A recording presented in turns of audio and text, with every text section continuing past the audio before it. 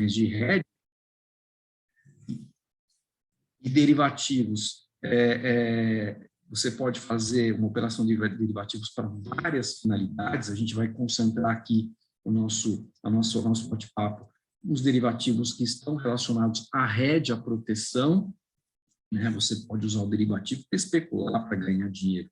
E a gente vai entender que, às vezes, na outra ponta do hedger, né, que é o produtor que está fazendo a proteção do seu recebível, do seu ativo, pode ser que na outra ponta tenha um especulador, que está justamente trabalhando ao contrário nas expectativas financeiras. E o seguro rural, que é um negócio que cresce no Brasil, o Fegali vai poder colocar isso em números para vocês, né? Tem um potencial enorme de crescimento, cresce bastante, está se sofisticando, existe aí uma diversificação grande de produtos, muitos não conhecem a potencialidade do seguro rural, e o Fegali vai falar isso na nossa segunda parte do nosso encontro.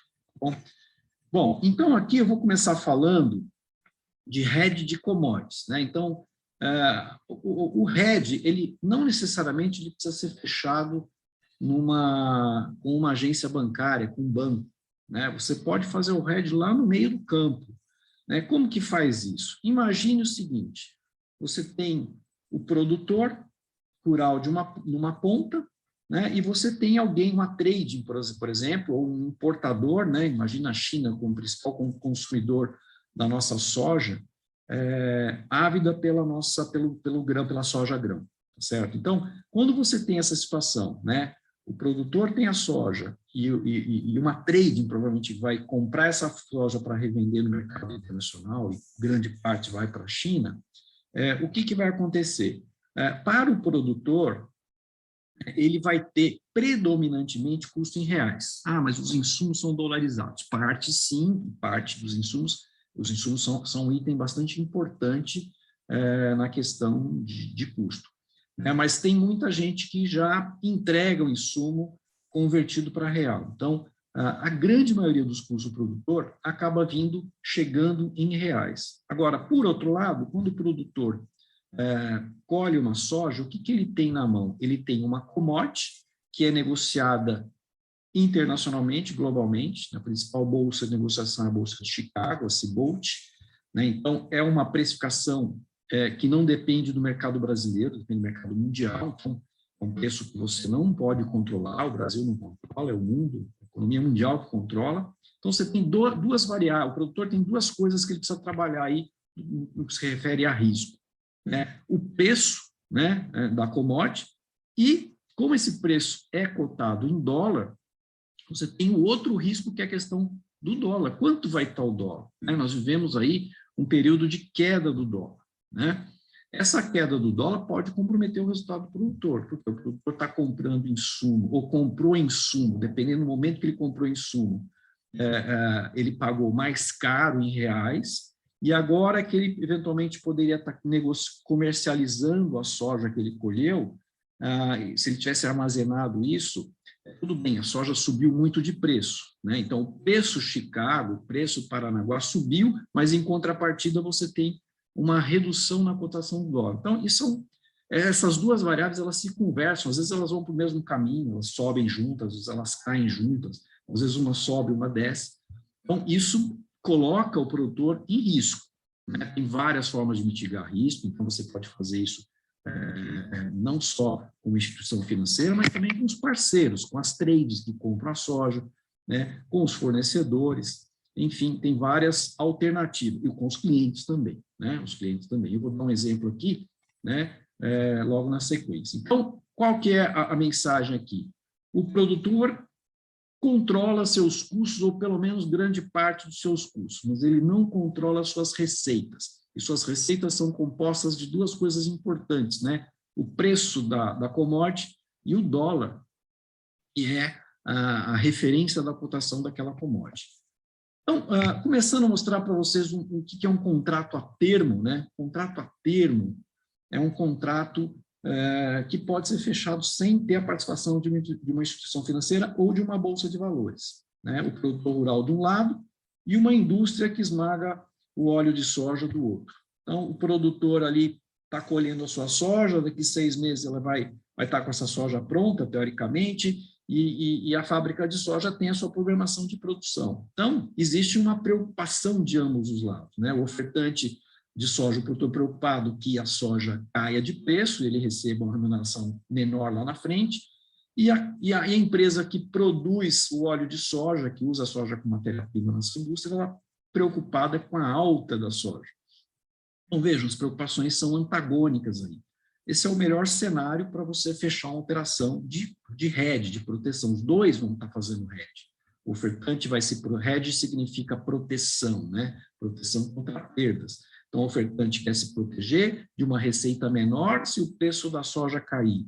E a indústria que processa o óleo de soja, ela está se protegendo contra a alta do preço da soja, que vai aumentar o custo da matéria-prima dela, e aí ela vai ter um problema para repassar esse custo na latinha de óleo ou na PET de óleo. Então, existe uma operação, né, que é um contrato a termo, simplesmente em que o agricultor e a indústria, sem nenhum banco no meio, né, fecham um acordo, né, contratual, né, em que se combina uma entrega futura. Está vendo? A soja está verde ali, ele está ainda nos tratos, o produtor está ali fazendo os tratos culturais, então ele nem tem a soja para entregar, mas ele já faz a venda imediata dessa soja, tá, para entrega futura, e já trava o preço nesse momento, né? Então, um exemplo aqui, travar o preço a 180. Ele faz a conta, bom, se eu vender a 180 e me custou 120 para produzir, eu já garanti meus R$60. E a outra empresa lá, a Cargill, no caso do exemplo que está aqui, ela já comprou 180 saca, ela já sabe que aquilo lá vai compor tantos por cento do custo da matéria-prima, e ela já põe lá no preço e já programa o preço de venda do óleo de soja. Então, fica bom para os dois estão fazendo a proteção, né? Como é que funciona o contrato a termo? É um contrato sem transação financeira no momento zero, é um contrato bilateral, né? Que não tem nenhuma, não necessariamente é registrado em lugar nenhum, né? Ele pode até ser registrado na bolsa, mas via de regra não precisa. É um contrato comercial entre as duas partes. Eles combinam lá que o preço vai ser 180 na hora da entrega. E o que acontece? No vencimento, a soja pode estar 200 ou pode estar 160 o saco. E aí o que vai acontecer? Um vai pagar para o outro essa diferença, né? Aquele que ganhou nesta troca paga a diferença para aquele que perdeu. Então, quem ganhou, na verdade, diminui o seu ganho, mantém o ganho naquele que ele esperava. Quem perdeu, recupera um pouco da perda, e aí todo mundo fica no 180, faça chuva, faça sol. Então, no frigir dos ovos, lá na frente, né, simplesmente o resultado financeiro da venda é R$180, compra e venda da soja, seja a soja estando a 200, seja a soja estando a 160, o preço vai ser sempre... o preço não, né? O preço muda, mas o fluxo financeiro, em função de uma operação acessória à venda, ele torna uma operação com preço pré-fixado, vamos dizer assim, né? Então, o que acontece lá na frente? Né? O produtor entrega a soja para a Cargill, seja no preço que for, tá? E se o preço estiver acima, a Cargill paga para o produtor. Se o preço estiver se o preço estiver acima, o produtor paga para a Cargill. Se o preço estiver abaixo, a Cargill paga para o produtor a diferença para que elas equalizem os custos. Tá?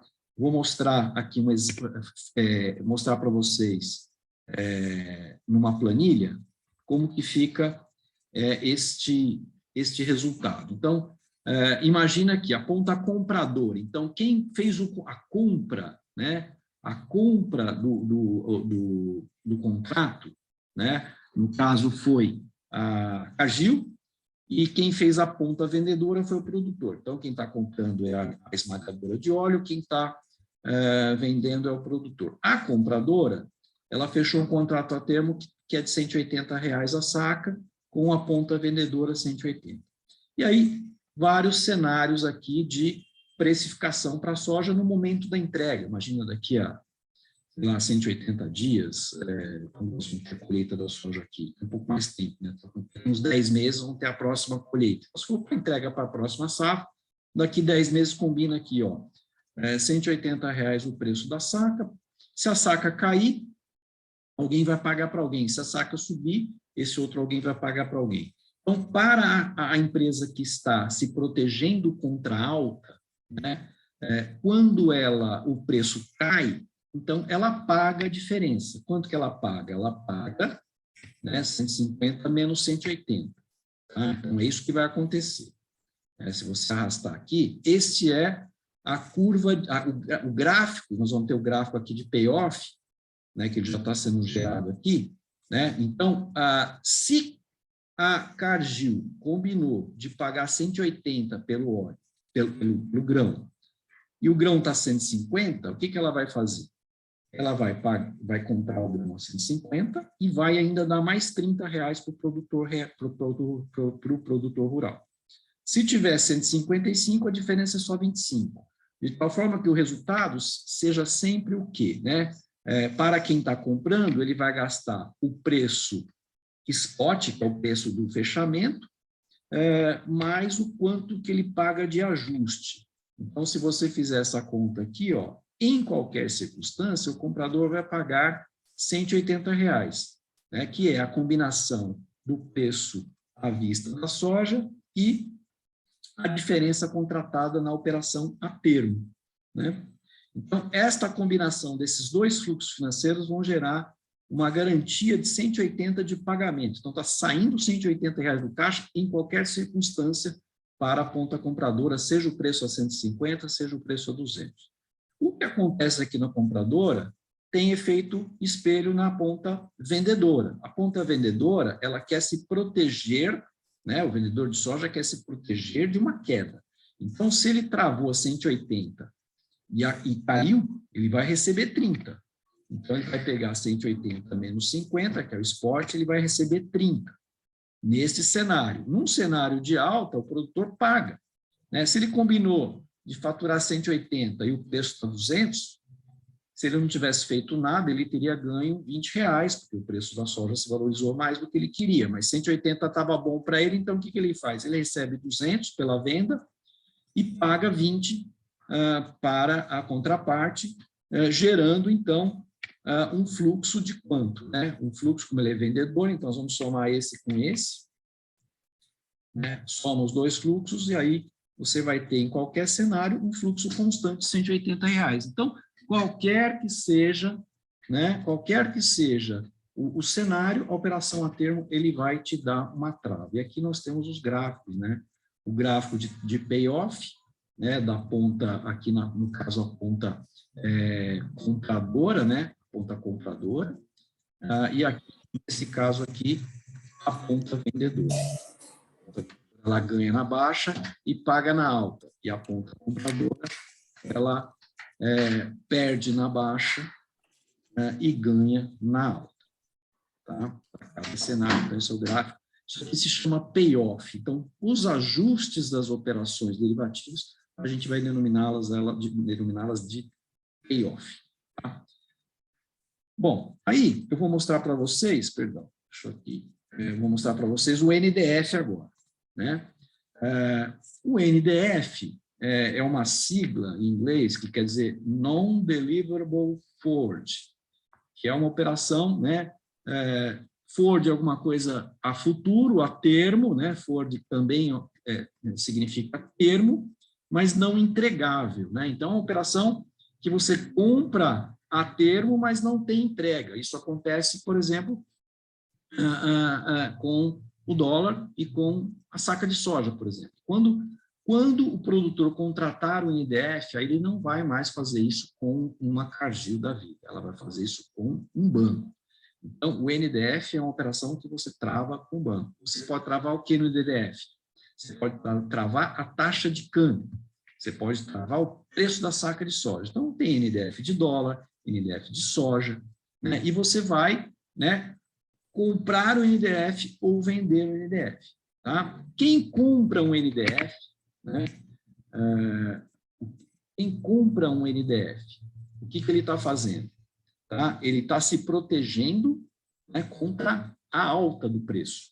Então, se o investidor adquirir um NDF, se o preço do ativo subir, tiver mais alto lá na frente do que aquilo foi pré-contratado, então ele recebe a diferença do preço que ficou para o preço contratado.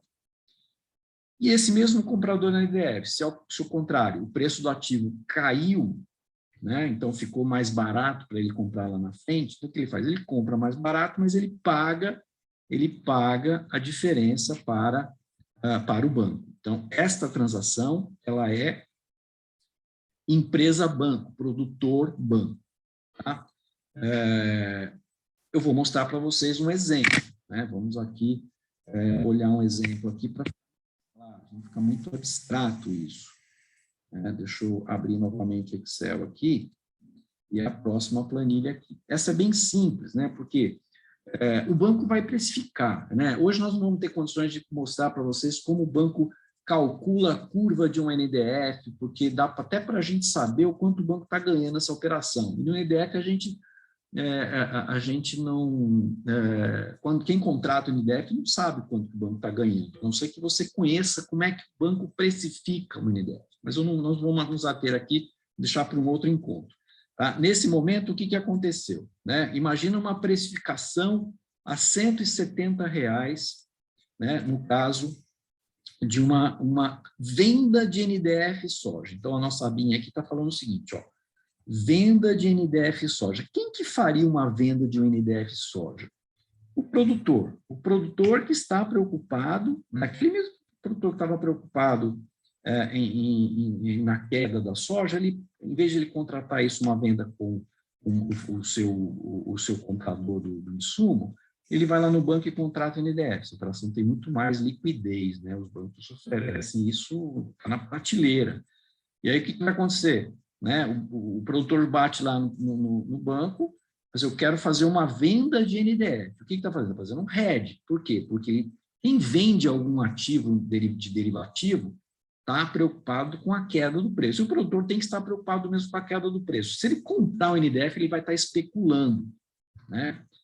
Especulando na alta. Né? E aí ele pode levar duas trombadas, né? A trombada no financeiro da operação e a trombada na saca de soja física dele. Então, aí é especulação. O produtor que produz soja, ele tem que vender um contrato de NDF. E se ele vende um contrato de NDF, ele vai perguntar para o banco, banco, qual que é a precificação? Quanto está o NDF de soja para daqui a 30 dias, por exemplo? Né? Aí o banco vai lá fazer a conta, né? Ele vai precificar, vai colocar um spread ali que é invisível, né? E aí você espera, né? Novamente não acontece nada de caixa no momento zero, você assina só um contrato, né? Que chama um contrato de NDF, e daqui a 30 dias, no vencimento desse contrato, o que você vai fazer? Você vai ver quanto fechou o preço da soja. Né? Aqui eu esqueci de apagar, vou refazer. Aqui, imagina dois cenários. Né? O cenário 1, o preço da soja caiu, né? O que teria sido ruim para o produtor. E o cenário 2, o preço da soja subiu. Né? Então, seria muito bom para ele. Se o produtor não tivesse contratado o NDF, ele poderia receber somente R$ 130 no cenário 1, pela saca, ou 210 no cenário 2, que não seria nada mal, isso no momento de hoje. Certo? Mas ele falou o seguinte, olha, eu abro mão de ganhar uma eventual 210 no cenário 2, mas não quero jamais receber no cenário 1 130. Então, 170 está bom, porque 170 eu consigo, com essa receita, com esse preço, pagar todos os meus custos, ganhar minha margem, defino minha margem. E aí, você contrata a operação, chega lá no vencimento, o que vai acontecer? Você tem o cenário 1. O cenário 1, o que aconteceu? Ele combinou de vender a 170 e o preço caiu para 130. O que ele vai fazer? Ele vai vender por 130, porque a soja ele vai vender não é para o banco, ele vai vender para a indústria, para uma trade.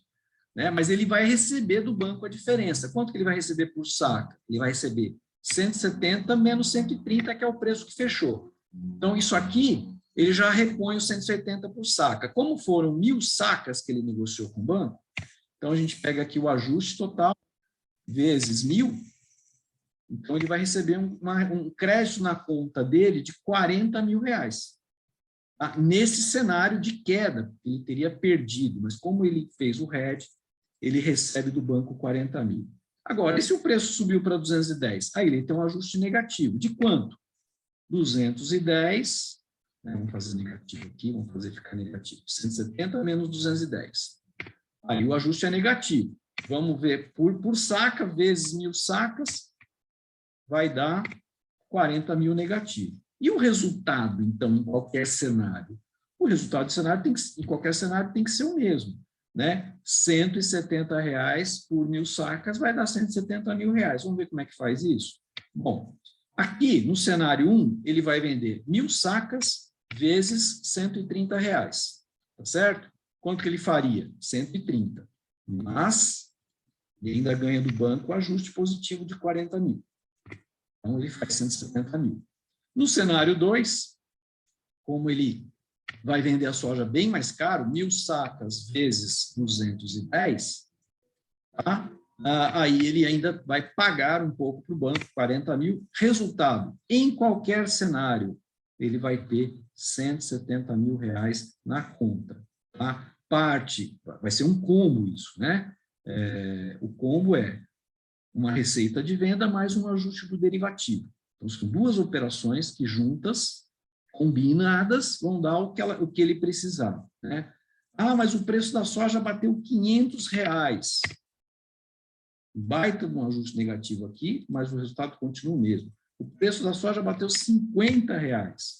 Um baita ajuste positivo aqui, mas o resultado é 170 do mesmo jeito. Tá? Isto é o NDF. Tá?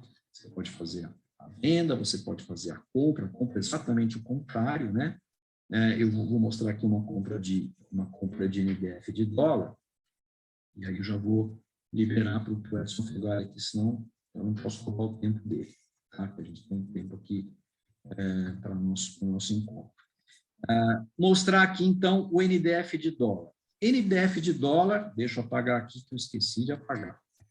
Vou fazer de novo com vocês. Imagina que agora a situação é outra, né? Comprar NDF de dólar. Eu estou preocupado que o dólar suba. Imagina que eu sou um produtor rural e que eu peguei um financiamento lá no Rabobank, no Itaú BBA, em dólar, e eu já travei toda a minha soja em reais. Eu não tenho mais nenhuma soja em dólar para poder fazer o hedge natural, né? O hedge natural, que não é bem hedge natural, porque se você tem uma dívida em dólar e você tem soja no seu estoque, você não tem as duas coisas iguais, né? Você tem um negócio que é uma commodity que tem um preço, né, internacional, e que, por acaso, esse preço internacional ele é negociado em dólar. Você tem são duas coisas diferentes. Mas, quando você olha para isso, né, neste cenário, né, de se proteger contra uma alta do dólar, então a alternativa seria o quê? Comprar uma NDF de dólar, fazer um hedge cambial. Tem várias formas de fazer hedge cambial, né? Você pode fazer um NDF, pode fazer o swap, pode comprar um contrato futuro de dólar, pode comprar um contrato de opções de dólar, mas aqui a gente está mostrando aquilo que é mais prateleira dos bancos, né? A gente não vai entrar em bolsa hoje, a gente vai entrar em bolsa num próximo encontro. Comprar um NDF de dólar, então, é fechar uma operação, o produtor fechar uma operação com o banco, né, em que o produtor se protege contra a alta do dólar. Né? Comprou algum derivativo, você está se protegendo contra a alta. Vendeu um derivativo para fins de hedge, você está se protegendo contra uma baixa. Então, se eu estou comprando uma NDF de dólar, eu vou lá no banco, quanto que está a precificação de um NDF de dólar? O banco vai falar, você vai fazer a conta dele lá, ele vai te contar, não vai abrir essa caixa pretinha aqui, né, que a gente vai abrir para vocês numa outra oportunidade, né, mas ele faz a conta, depois ele bota lá um spread em cima, bota um sobrepreço e fala, olha, se você quiser travar aqui, nosso exemplo aqui, 90 dias, daqui 90 dias você tem uma dívida em dólar para pagar, se você quiser travar o dólar numa operação de NDF comigo, eu banco, eu te dou $1 a 4,95. Aí o produtor faz a conta, legal, estou protegido, vamos nessa. Contrata um NDF, uma compra de NDF em dólar. O que ele vai fazer? Ele vai se proteger contra a alta do dólar. E aí a gente tem cenários. Vamos pegar dois cenários aqui. Um cenário que o dólar sobe 50 centavos, volta lá para os 5,45. E outro cenário que o dólar dá mais uma derretida e volta para 4,45. Né? Então, nesses dois cenários, o que acontece para um empresário, um produtor rural que tem uma dívida em dólar? Tá? Ele vai ter, então, que pagar uma dívida em dólar de $1 milhão, né? isso, seja qual for o dólar, isso não muda, né? Mas ele tem uma operação acessória chamada derivativo, chamada compra de NDF, que vai compor o fluxo financeiro, gerando um resultado agregado, que é o que importa para ele, né? Então, o que vai acontecer? Cenário 1, né? O cenário 1, em que o dólar sobe, e esse é o cenário maligno para ele, porque ele deve $1 milhão, né? E o dólar está 4,70, né? No spot, o banco vai te oferecer 35, né? Só um minutinho. E aí, pessoal, é o seguinte,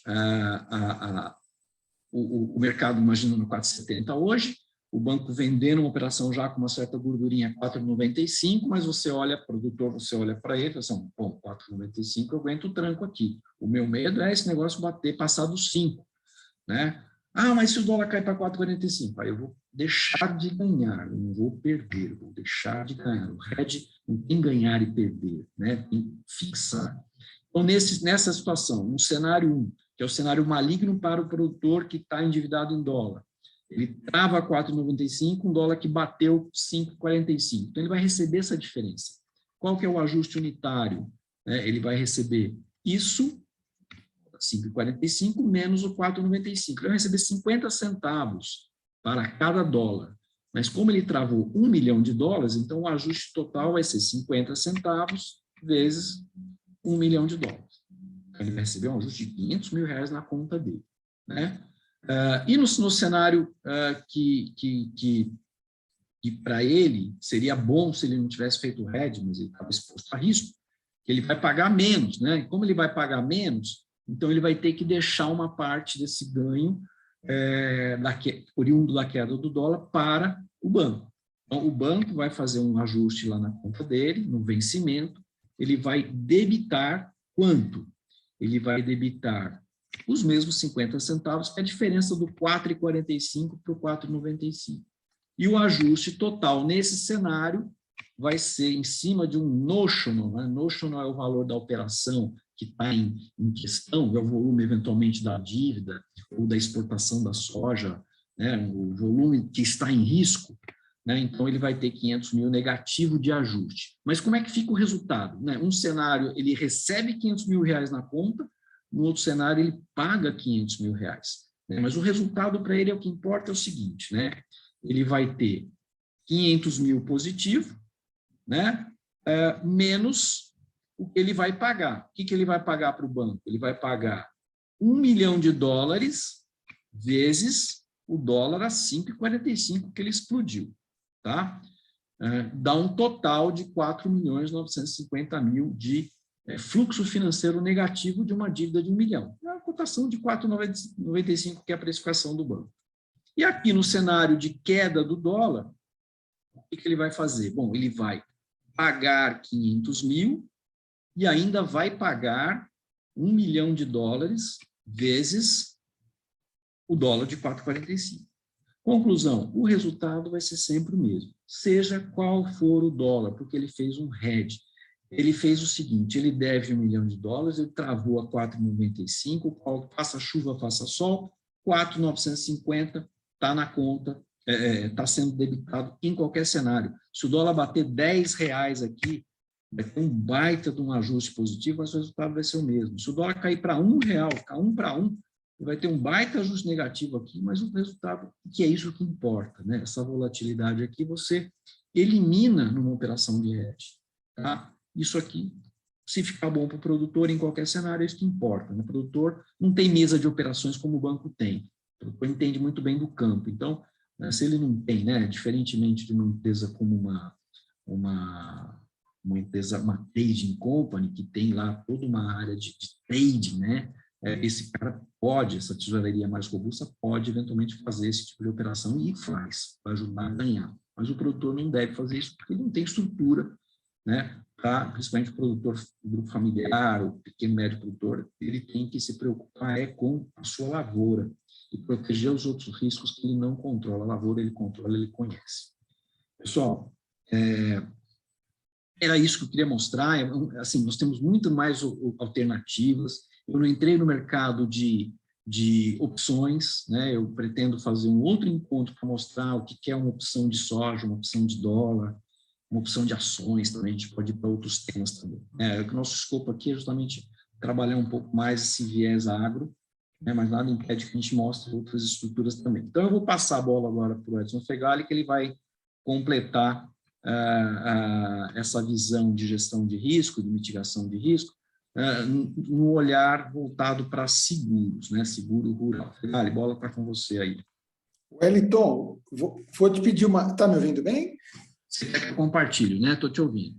Isso, porque eu estou pelo celular, deu um probleminha aqui no computador, então eu vou pedir essa tua ajuda.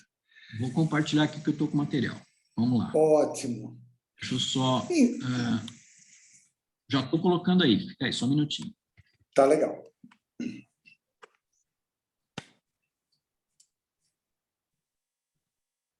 Chegando aí, vamos lá. Opa. Vamos lá. Compartilhando, pessoal. Opa, muito bom. Então, turma, como o Wellington comentou, né, eu gosto muito desse tema do seguro rural, e ele é extremamente importante para o produtor rural, a meu ver e a nosso ver da consultoria, dentro dessa questão de gestão de riscos, né, e mitigação desses riscos. Então, inicialmente, eu queria trazer para vocês, antes de falar desse panorama no Brasil e no mundo, que é bacana a gente começar com um contexto macro, né? Depois para chegar na nossa realidade presente. Só para efeito de alinhamento de conceito, as pessoas, em geral, usam o seguro rural como um sinônimo de seguro agrícola, tá? Até entendo por quê, porque se você pega a família do seguro rural, 95% de todos os seguros dentro dessa grande família são seguros agrícolas, né? Mas, na realidade, não são sinônimos. Imagine, por exemplo, uma grande árvore, o seguro rural, um guarda-chuva, que contempla, né, várias modalidades, vários ramos ou sub-ramos. Então, o principal deles, o agrícola, e dentro do agrícola você tem grãos, você tem cana, você tem café, você tem fruticultura, né? Aí você tem o seguro pecuário, dentro do seguro pecuário você tem os animais de produção, você tem os animais de elite, nós temos seguro para florestas, nós temos os seguros para pescados, que é o seguro aquicultura, o seguro aquícola, tá? Então, só para esse alinhamento inicial de conceito, dentro da produção, você tem todos esses seguros que contemplam e formam o seguro rural. Além, então, nós olhamos a produção, mas nós temos também o patrimônio, né? Dentro de uma propriedade agrícola. Então, todo o seguro patrimonial, né? O seguro dos nossos armazéns, das nossas máquinas, equipamentos, até da casa-sede, por que não, dos escritórios, né? Hoje, de toda a parte digital, que nós temos que tomar conta disso. Então, toda a parte de produção, toda a parte patrimonial e também os seguros ligados, vamos dizer assim, que derivam um pouco para o seguro financeiro, né? Então, um seguro prestamista que você faz para proteger uma operação de crédito que, eventualmente, na falta, né, do contratante, com o seu falecimento, a operação de crédito está quitada, né? Ou um seguro penhor de uma safra que você dá em garantia, ou um seguro penhor de uma máquina. Então, são praticamente essas três grandes modalidades, os seus subramos, a produção patrimonial e a parte financeira, que contemplam, tá, o seguro rural. Mas é normal vocês ouvirem como sinônimo de seguro agrícola, porque ele é o mais importante, é o mais proeminente. Então, falando um pouco de contexto mundial, eu gosto muito desse primeiro slide, assim como uma provocação para a gente. Aqui a gente tem os maiores, né, produtores rurais, né, vamos dizer assim, os grandes players globais, né? Então, temos a China aqui em destaque como um grande produtor, na realidade, ele é o maior produtor do mundo e também o maior consumidor do mundo.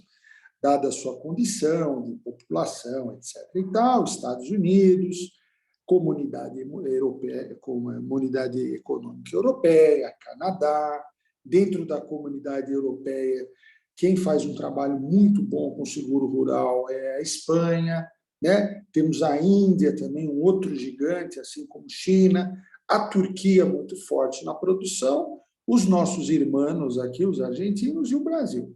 E o que são esses números aqui que eu estou trazendo para vocês quando eu faço essa pergunta? Por que os produtores investem, os grandes produtores globais investem em seguro rural e nós ainda muito pouco? Então, por exemplo, dados de China. China é muito complicado em termos de informações, então não ouso trazer aqui o dado, mas ele está próximo do que trabalham os Estados Unidos com esse número 90, ou seja, 90%, tá, 90% de uma safra está protegida, né, fazem seguro rural. A Comunidade Europeia em torno de 70%, Canadá vai na mesma linha, com 80% de proteção, tá? E até os nossos irmãos, para eles, a gente não pode perder, né, turma? Os nossos irmãos com metade da sua safra protegida. E nós ainda estamos começando, né? Temos 15% da nossa safra protegida. E veja, 85% de exposição ao risco. É muita coisa, né? Por isso que o Wellington, quando abriu a fala dele, comentou de que isso está crescendo, existe perspectiva de continuar crescendo, para que a gente se equalize, né, aos grandes players globais. E olha que dado interessante aqui, turma, antes de chegar no porquê. Vejam a condição competitiva que eles têm em relação a gente, porque eles estão com a sua produção protegida, né? Eles têm um nível de exposição a risco muito menor, infinitamente menor do que o nosso, o que confere a eles uma vantagem comparativa muito grande numa situação de um evento climático, de uma catástrofe climática, né? A gente está muito mais exposto a esse tipo de risco. E por que isso acontece, pessoal? Existem inúmeros fatores, não tenha dúvida, né? Mas eu gostaria de trazer aqui para a gente pensar juntos e refletir nesse tema. Não sei se vocês já fazem seguro rural na propriedade de vocês, ou se estão pensando a respeito, para considerarem esses aspectos, né?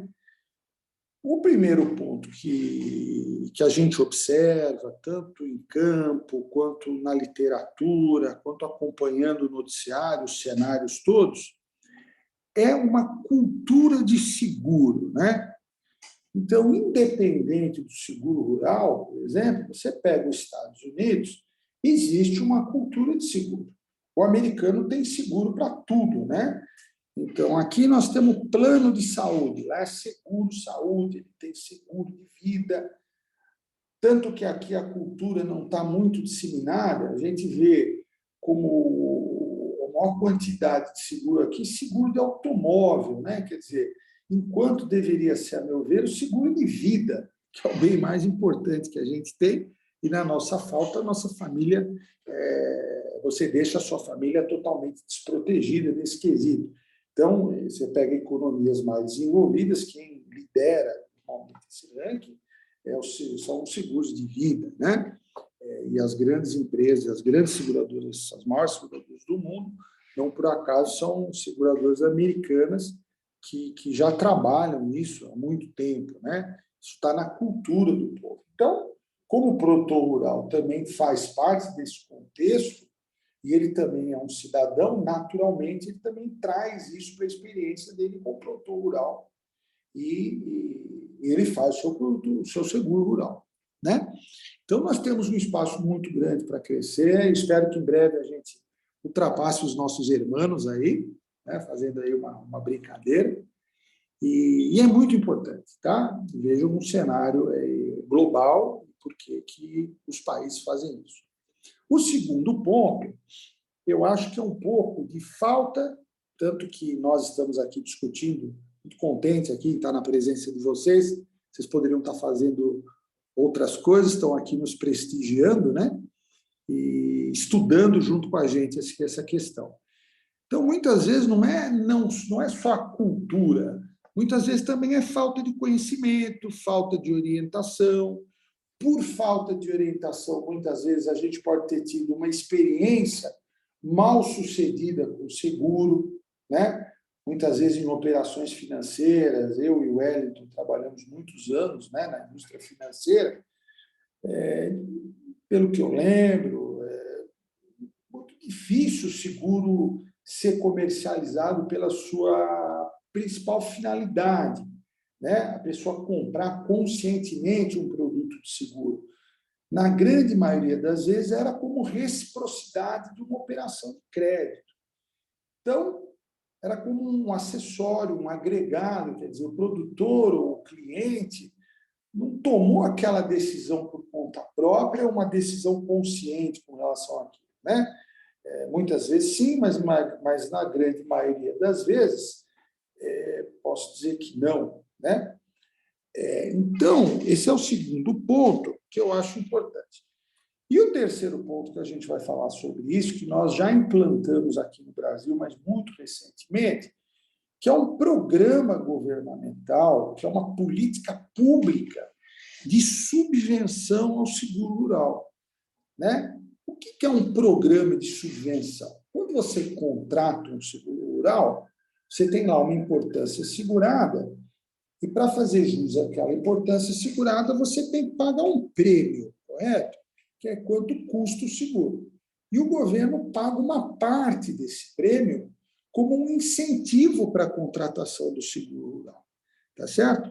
E todos esses países, né, que estão com um índice de cobertura bastante elevado, uma importância segurada bastante elevada, eles contam com programas governamentais, dentro de uma política pública governamental, de subvenção ao seguro rural. Tá? Então, são esses 3 pontos que eu acho que, porque eles estão muito na frente da gente. Né? Fechando aqui, a cultura, que a gente precisa disseminar, né? A cultura de seguro como um todo, em particular, no nosso caso, do seguro rural, né? Capacitação, treinamento e esse tipo de conhecimento, desenvolver o conhecimento e fazer uso, né? E que incentivar os programas de política pública ligados aos programas de subvenção ao prêmio do seguro rural. Wellington, você faz uma gentileza? Oi, querido. Uma pergunta do Marcos, que você já deu uma resposta bem, talvez não quantificou a resposta, né? Tá. Essa questão do índice de cobertura, né? Realmente, o Brasil tem uma... acho que você vai falar do tamanho da subvenção no Brasil, que ela é muito pequena. Sim. Mas como é que é isso nesses países que têm uma penetração forte? O quanto que, na verdade, é necessário de dinheiro para subsidiar essas operações? Sim. Obrigado. O Marcos é da onde, Marcos? Não é o Marcos do Sicredi, né? Eu sou aqui do interior de São Paulo. Do interior de São Paulo. Tudo bem, Marcos? Na realidade, Marcos, obrigado pela pergunta, até ajuda a gente detalhar um pouquinho mais. O nosso programa, tá? Que é o PSR, Programa de Subvenção ao Prêmio do Seguro Rural, ele foi, vamos dizer, criado, eu vou até falar um pouquinho sobre ele, mas já vou me antecipar em função da sua pergunta. Quando o nosso ministro Roberto Rodrigues estava na pasta, na função, em 2005, ele que trouxe essa questão do seguro rural, né? Implantou no Ministério na época, porque ele entendeu que, é o que ele sempre comenta, né? Hoje ele presente, incentivador também do produto, ele entendeu que todas as economias maduras tinham esse programa de subvenção, ele foi entender o programa e trouxe um programa nos moldes, né? Nos moldes do programa americano, tá? Então, os percentuais de subvenção, os percentuais de cobertura de prêmio, então, por exemplo, você tem 20% para a soja, né? Para esse plano safra, e 40% para as demais culturas, falando em nível nacional, tá? E o estado de São Paulo, em particular, mais o estado do Paraná, eles também têm os programas de subvenção estaduais. onde você tem ainda um pedaço que você pode contemplar. Então, em termos de percentuais, eles são semelhantes, tá? O que é notável, por exemplo, é o valor que o governo disponibiliza, né? Então, você fala, por exemplo, no Brasil nós estamos começando, então, na última safra, nós tivemos um valor de subvenção da ordem de R$ 1 bilhão, tá? Tá certo? E nos Estados Unidos, você está falando em coisa de ordem de grandeza, assim, de 10 bilhões de dólares, 30 bilhões de dólares. Então, quer dizer, é muito mais dinheiro disponível para uma cobertura muito maior, e a nossa diferença de produção não é tão grande assim. Por exemplo, se nós formos falar em grãos, né, Marcos? Os dados recentes da Conab estão sinalizando aí uma colheita por volta de 260 milhões de toneladas, né? Os Estados Unidos produz o dobro, mas ele tem muito mais subvenção para esse dobro de produção que ele tem, né? E lá é muito vigoroso, uma economia muito forte, nós não temos todo esse orçamento, né, à disposição ainda, não é dentro do orçamento ainda uma verba obrigatória, ano a ano, isso tem que ser negociado, lá não, já é aprovado, né? Lá é o Crop Insurance Act, que isso é aprovado já no Senado americano, já vai ter sempre dinheiro disponível, independente do governo de plantão, tá? Aqui nós estamos começando, né? Mas eu te digo, Marcos, que em 15 anos a gente fez muita coisa, eu vou trazer os números para vocês aqui, mas a diferença é superlativa, né? Eles têm muito mais dinheiro na mesa lá para proteger os produtores. Então, aqui, dando sequência, eu trouxe para a gente aqui, isso é um dado lá do Ministério da Agricultura, que fala um pouco do nosso valor bruto de produção agropecuária. Então, nós estamos contemplando aqui a agricultura e pecuária, e vejam que interessante, fazendo um comparativo entre 2020 e 2021, há crescimento, tá? Tanto nas nossas lavouras quanto na nossa pecuária, e chegamos na casa de produção de 1 trilhão e 100 milhões de reais, tá? Muito significativo em relação ao PIB, né? Nós estamos quase chegando com 30% de participação do PIB, tá certo? Então, é uma produção bastante significativa. Nós temos um compromisso, inclusive assumido com a FAO, que, dado o crescimento da população mundial, que nós devemos chegar em 2050 por volta de 10 bilhões de habitantes, o Brasil tem que contribuir com um crescimento de 40% da sua produção até lá. Então, nós estamos falando que de 260, 270, nós vamos com uns 350, né? Só para cumprir esse compromisso, a gente fica quase de um tamanho dos Estados Unidos, né? Que nas Américas é realmente, primeiro ainda, o maior produtor. Tá certo? E o que isso tem a ver com seguro e com sustentabilidade, né? A gente não pode ter esse 1 trilhão que está na mesa assim, correndo todo esse risco, né? Se a gente está falando em desenvolvimento de uma agricultura sustentável, como o próprio nome diz, né? Não pode haver interrupções, não pode haver quebras, descontinuidades de produção. Sustentabilidade, a gente está falando de perenidade de negócio, perenidade de resultado. Então, eu acho que tem tudo a ver. Então, olha o tamanho da nossa produção, nós só temos 15% de cobertura, né, desse 1 trilhão de reais, tá certo? E se a gente tem essa disposição até para cumprir esses compromissos globais que nós assumimos e atender a nossa população dentro desses programas mundiais de segurança alimentar, também temos que olhar a qualidade de alimento, uma série de coisas, então está tudo relacionado. Então, aí fica clara a importância do seguro rural e também para a sustentabilidade do agro e dos negócios. Por favor, Wellington.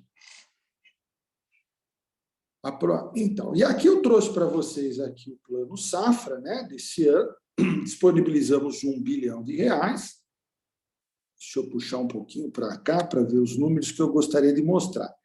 E olha que interessante, Marcos e colegas todos. Quando nós começamos o programa, né, nós tínhamos uma verba de R$127 milhões, praticamente nada. Isso, hoje nós temos mais ou menos, dentro dessas apólices, 150 mil apólices contratadas, quase 160 mil agora na nossa safra de 21-22. Nós começamos um programa com 10 mil apólices, 15 mil apólices, 15 mil nessa ordem de grandeza. E hoje já estamos fechando aqui alguma coisa de 55 bilhões de reais em termos de importância segurada, tá? De valor segurado. 55 bilhões de reais, lembrando que os Estados Unidos supera os 100 bilhões de dólares, tá? Lá, quando você fala em importância segurada, você fala acima de 100 bilhões de dólares, e quando você fala em China, acima de 250 bilhões de dólares. Tá? Esses dados todos estão no Atlas do Ministério da Agricultura, chama Atlas do Seguro Rural, para quem quiser fazer um trabalho, depois se aprofundar um pouquinho, lá tem dados bastante interessantes. A soja aqui, como a nossa principal cultura, que se a gente fala do total de apólices contratadas, nós estamos falando quase metade é soja, né? O governo comparece com 20% de subvenção, ou seja, de quanto o produtor for pagar de prêmio, ele paga 25%. Então, se o prêmio for lá de R$10 mil por mês, o produtor paga 8 mil e o governo paga R$2 mil, tá certo? Para as demais culturas, né, nós estamos falando em 40%, e nós temos que respeitar a regra de R$60 mil por CPF, como limite para cada safra, tá? Mas isso é plenamente contornável, numa conversa com o seu corretor, ele te orienta, podemos te orientá-los também. Até a gente brinca, o Wellington também brinca com isso, né? Quando nasce alguém, a gente fala, oba, nasceu mais um CPF, né? Então, dá para você ampliar aí a oferta de limites. Então, é esse mais ou menos o valor. Veja como crescemos em pouco tempo, em apenas 15 anos. Quando a gente fala de programa de subvenção nos países desenvolvidos, isso é coisa da década de 80, coisa da década de 70, eles já estão 40, 50 anos trabalhando em cima desses programas. Os Estados Unidos teve um impulso ainda muito grande a partir dos anos 80, tá? Reforçando, criando agências de controles de risco, e todo mundo está sempre se desenvolvendo e evoluindo, e nós estamos acompanhando isso. Então, acredito que em 15 anos a gente fez um trabalho muito bom, mas tem ainda muito espaço para crescer. Tá? Por favor, Wellington, o próximo. E trazendo um exemplo prático aqui para vocês, da importância desse risco na atividade. Então, é uma questão de planejamento, né? Quando a gente faz um trabalho que a gente fala sobre risco. O risco é todo e qualquer tipo de evento, né, que possa comprometer um planejamento dentro de um resultado, dentro de um retorno esperado que você tinha, e você pode ter um retorno efetivamente menor. No nosso caso aqui, nós estamos falando que esse evento, em geral, é um risco climático, e vejam essa notícia recente aqui do Valor Econômico, né? Todos vocês acompanharam que a questão da seca foi muito impactante, principalmente no sul do país, né? Então, o seguro entra de uma forma muito importante como um instrumento financeiro de mitigação de risco. Então, a gente foi muito forte, né, essa seca esse ano, da mesma forma que tivemos uma também muito severa em 2005, 2004, 2005. É muito comum, quando você vai colher soja e tal, você ainda colher alguma coisa, né? Às vezes você colhe a metade, você tem lá uma expectativa de colher lá 60 sacas por hectare, trazendo um exemplo, aproveitando mesmo o exemplo do Wellington, você colhe ainda umas 20 sacas, umas 25 sacas. Teve caso no sul que o pessoal não colheu nada, né?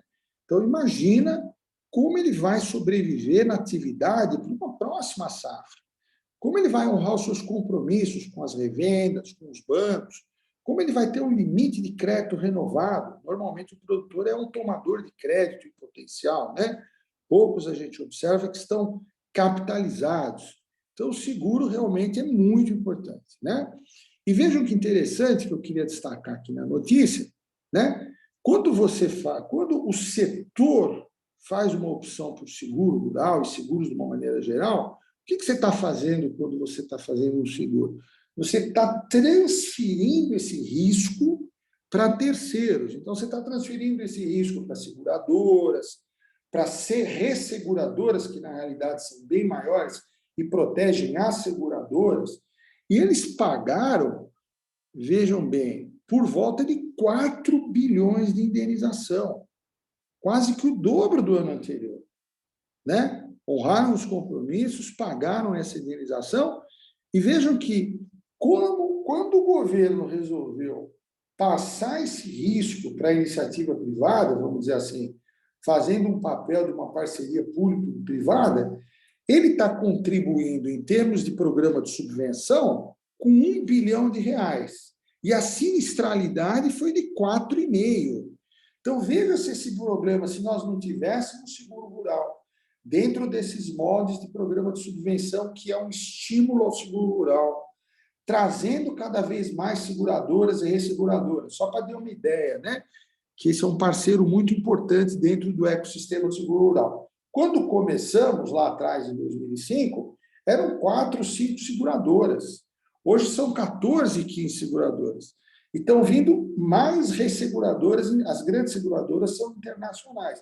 E elas também estão chegando no Brasil. Então, isso mostra também o interesse pelo nosso mercado e o apetite a risco pelo mercado. E aqui o Wellington, acho que está lembrando bem das questões de geada, né?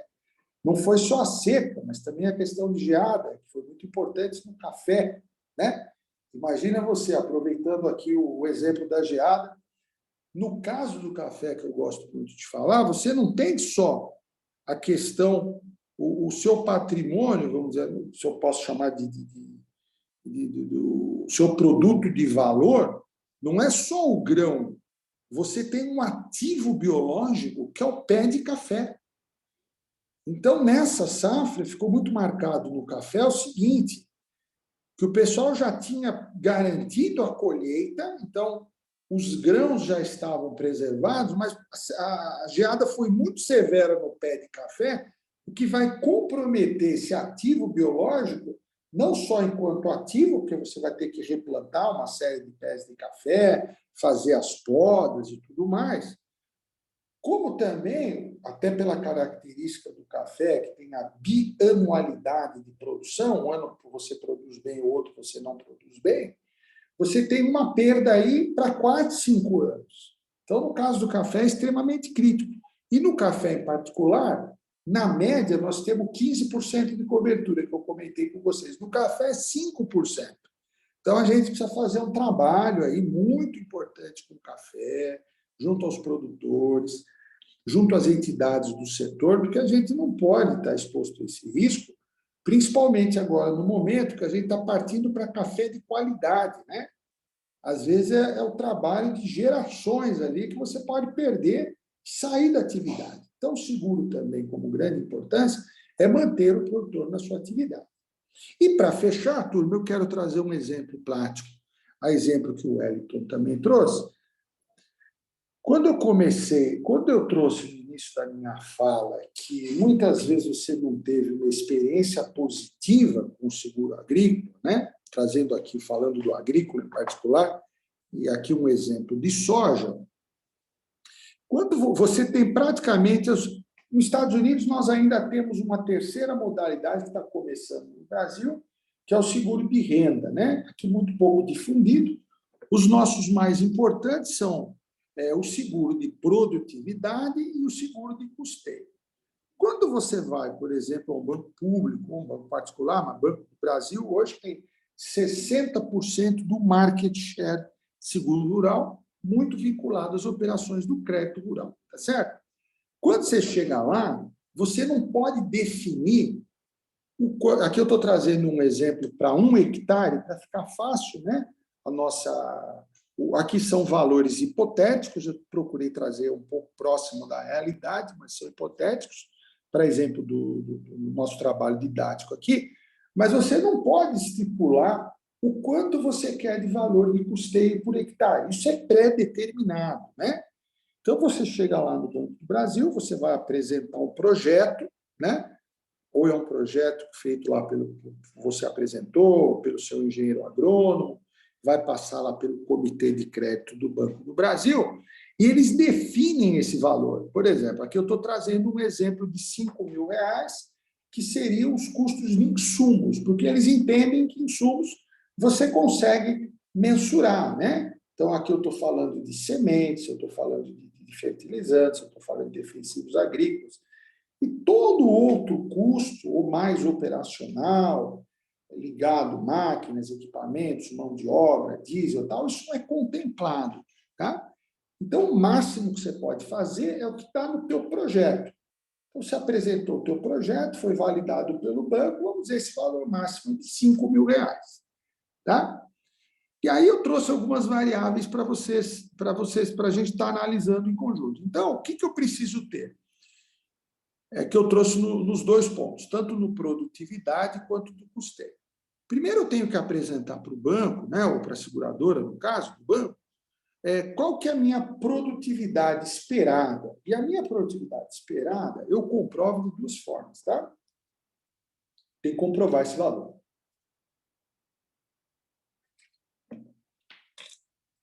Em trabalho com o seu corretor, tal, normalmente as grandes seguradoras aceitam a sua produtividade média dos últimos 5 anos. Mas outras seguradoras acompanham como esse índice de produtividade média, o índice da produtividade média apontado no IBGE, onde está o seu município. Tá certo?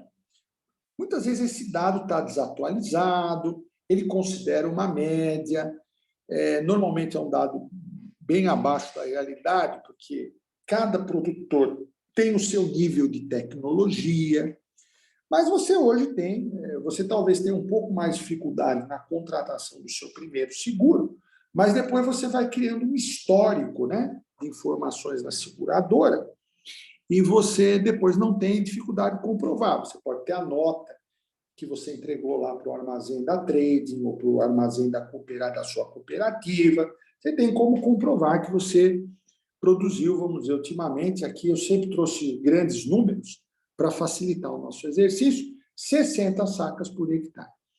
Aí, o seguro, ele funciona com gatilhos, que vai um pouco, acho que na pergunta do Marcos, né? Então, dentro de uma apólice de seguro rural, você pode contratar um gatilho, né, que vai do nível de cobertura de 60% a 80% da tua produtividade esperada, tá? Então, eu aqui usei como exemplo 70%. Então, se a gente coloca, por exemplo, aqui, no caso 1 de produtividade, tá bom? Qual é a continha que eu fiz? Eu fiz aqui a produtividade esperada, 60 sacas por hectare, com um nível de cobertura de 70%, nós vamos ter uma PG, que é uma produtividade garantida, a seguradora vai te garantir 42 sacas por hectare, caso você faça uma opção do nível de cobertura de 70%, tá? Aí, em comum acordo, né, com a seguradora, você, não é o caso do custeio, porque ele já é um valor fixo, você vai definir o valor da saca de soja. Usei aqui o mesmo exemplo do Érico, R$180 por saca por hectare. Só que aqui não tem o preço lá no futuro, né? É o preço da contratação que vai ser honrado numa indenização, tá? De um sinistro. Então, ocorreu um sinistro, o primeiro passo é o perito da seguradora avaliar o tamanho desta perda, isto volta para os estudos da seguradora para pagar a indenização. Então, ela vai considerar qual o valor da indenização? Ela vai considerar, primeiro, ela vai considerar o valor da saca contratada, tá certo?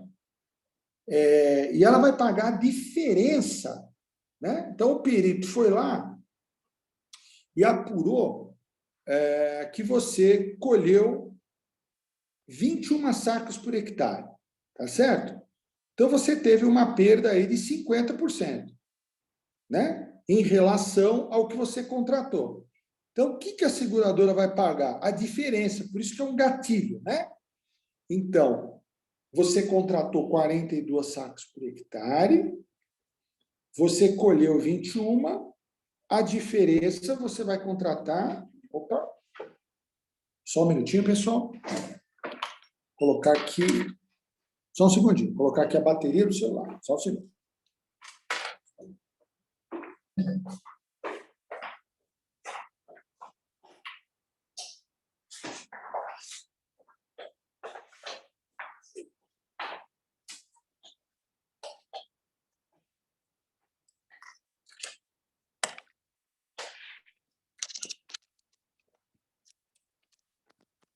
Prontinho. Já com a bateria. Então, você vai receber uma indenização de 3.780 para uma importância segurada de 7.560. Veja que interessante. Na produtividade, você tem a liberdade de compor uma importância segurada maior, porque você vai considerar a tua área, a tua produtividade esperada, o teu nível de cobertura e o valor da safra que você negociou lá com a seguradora. Lógico, tem que estar dentro da realidade do mercado, tá? Já quando você faz o custeio, né, ele pode parecer um seguro mais barato a princípio, mas ele não atende você numa necessidade. Vejam que eu considerei os mesmos parâmetros e você vai ter uma cobertura só de R$ 2.500 nessa situação. Tá certo? Então, muitas vezes a pessoa, em conversa com colegas, com produtores, a gente tem que estar falando de seguro rural, o pessoal sempre fala duas coisas para mim. Eles falam assim, olha, eu tive uma experiência com seguro rural, mas quando eu fui realmente precisar, o valor pago, indenizado, não atendeu a minha necessidade. Então, será que ele foi bem orientado? Será que... Porque, normalmente, o gerente do banco, eu também já fui gerente de banco, né? Ele é um grande generalista. Ele não conhece todos os produtos. Então, ele faz o mais fácil e o mais simples. Então, se a orientação é essa, ele até poderia oferecer o outro produto, que é produtividade, mas acaba fazendo esse por questões contratuais, né? Poderia fazer duas coberturas. Então, às vezes falta também... E você não precisa estar preso só a uma operação de crédito. Você pode fazer, vamos dizer, quem toma, vamos dizer, menos crédito, está um pouco mais capitalizado, é muito importante também que você faça o seguro independente disso. E o custo é muito em conta, porque, para fechar agora, pessoal, depois a gente abre para perguntas, nós estamos falando em soja que isso vai te custar entre 1,5 saca a 2 sacas por hectare, para um custo que você tem de produção, normalmente de 35, 37, 30, 38, 40 sacas por hectare, das 60 que você colhe, né? Então, eu vejo isso como um insumo muito importante, que tem que ser visto dentro do planejamento financeiro como um insumo que protege todos os outros demais insumos. Para você seguir, você não vai cobrir totalmente os seus custos, mas você vai mitigar de uma forma bastante significativa para você honrar todos os seus compromissos e seguir com tranquilidade na atividade, né? Mantendo a sua linha de crédito nas revendas, nos bancos, com seus parceiros todos. Tá? Me alonguei um pouquinho no tempo, e obrigado aí. Era isso que eu tinha para apresentar para vocês. Eu deixo aqui algumas referências também, caso queiram fazer consultas depois. Eu acabei compartilhando, eu pulei a... Deixa eu voltar aqui a tela para a gente poder ver a referência biográfica, né? Essas são as referências aí, se alguém quiser tirar um print, fique à vontade, bastante coisa para ler. E eu vou colocar também a minha referência para o tema que é derivativos, né? Deixa eu só retornar aqui. Eu recomendo para vocês de leitura é este livro aqui, ó, que é um livro gratuito que você baixa no Google. Eu vou até pegar aqui o link e colocar para vocês aqui no chat. Vou colocar aqui todo mundo aqui, everyone. Esse é um livro, está no chat já, tá, pessoal?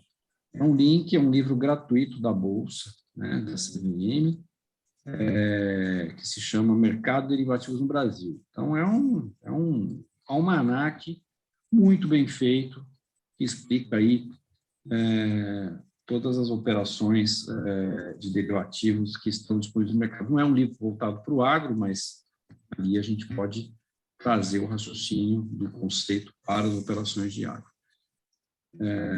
Legal, pessoal. A gente queria agradecer aí a todos que reservaram essa 1h e pouco aqui com a nossa presença.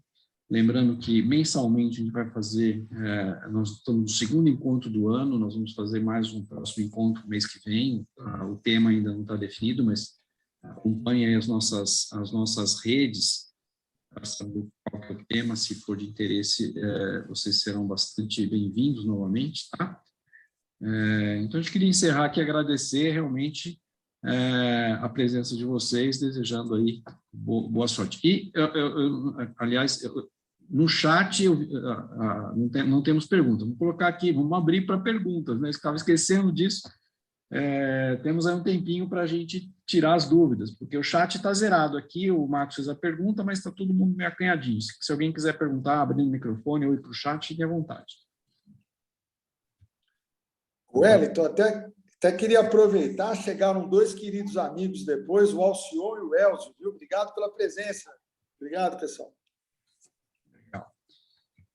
Obrigado a todos. Bom, a gente está à disposição, tá? Vou colocar aqui meu e-mail, para quem quiser me contactar, eventualmente, para qualquer dúvida.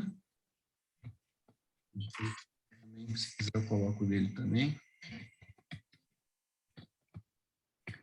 O e-mail está aí no chat, wellington@extractaconsultoria.com.br, tá? É que eu coloco o seu aqui, Fegali? Edson, né, com I, né? Por favor, Wellington. Edson.fegali, né? Uhum. @extractaconsultoria. Consultoria.com.br.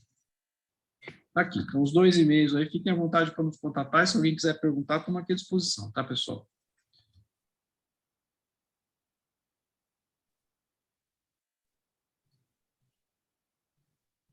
Está anotado, Marcos? Anotado. A gente sempre tem que avaliar aí o melhor momento. A gente tem feito bastante nesse horário, porque é horário que não atrapalha o trabalho e que não atrapalha à noite também, né? Porque à noite a gente tem que estar com a família, tem que cuidar das crianças, da esposa, do marido, e assim vai. Legal, pessoal. Bom, bacana. Obrigado aí, então, mais uma vez pela presença, tá? Até o próximo encontro, tá? Acompanhe a gente nas redes, tá bom? Obrigado, Falou, pessoal. pessoal. Grande abraço. Obrigado, hein? Tchau, tchau. Um abração a todos. Tchau, Obrigado. tchau. Tchau, tchau.